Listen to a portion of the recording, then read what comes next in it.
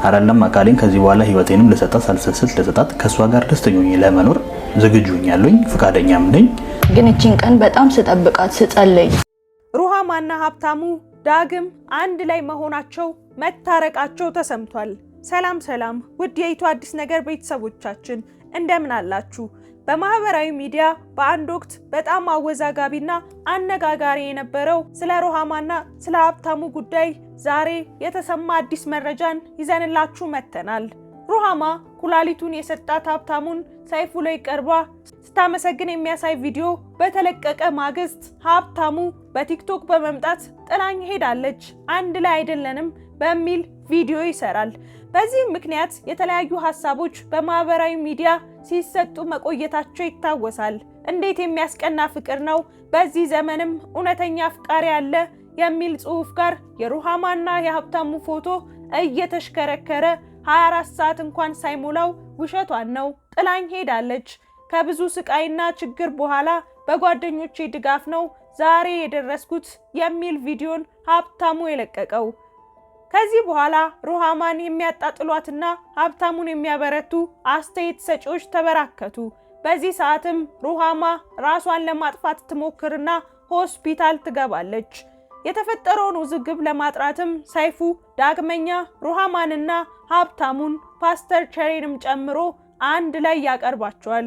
ሩሃማም ለተፈጠረው ነገር ሀብታሙ እግር ላይ በመውደቅ ይቅርታ ብትጠይቀውም ሀብታሙ ግን ይቅርታውን ቢቀበልም ዳግመኛ አብረው በአንድ ጣራ በፍጹም መኖር እንደማይችሉ ተናግሮ ነበር።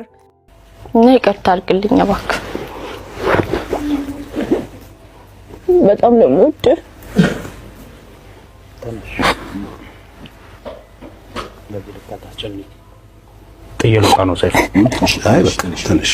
በዚህም ብዙ ሰዎች ደግ አደረገ፣ ወንድ ልጅ ቆረጠ ብለው ሲያግዙትና ሲደግፉት ነበር። ሀብታሙ የተፈጠረውን አጋጣሚ በመጠቀም በቲክቶክ የተለያዩ ማስታወቂያዎችን መስራትና ብዙ ተከታዮችን ለማፍራት ችሏል። ይህ በእንዲህ እንዳለ ሩሃማ ሀብታሙን ይቅርታ ብትጠይቀውም ባለመሳካቱና አሁን አንድ ላይ ባለመሆናቸው እየተሰጡ ያሉ በጣም ከባድ የሆኑ አስተያየቶችና ስድቦች የፈጠረባትን የስሜት መጎዳት የተመለከተች አንዲት የሜካፕ ባለሙያ ሃሊማን ጠርታ ሜካፕ ትሰራታለች። ቪዲዮም ቫይራል ይወጣል። የሷን ስሜት የሚረዳ ሰውም ያስፈልጋል በሚል ባደረገችው ነገር ሩሃማም ቲክቶክን መቀላቀልና የተለያዩ ስራዎችንም መስራት እንድትጀምር አድርጓታል።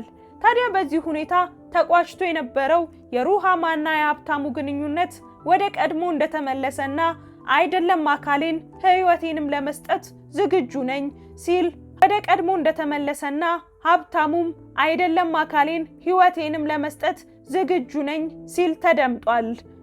ሩሃማም ይህችን ቀን በጸሎት በጣም ስጠብቃት ነበር ብላለች። ውድ የቻናላችን ቤተሰቦች እናንተ በዚህ ዙሪያ ያላችሁ ሐሳብ ምን ይመስላል? እስኪ ኮሜንት ላይ አስቀምጡልን። ቸር ቆዩን።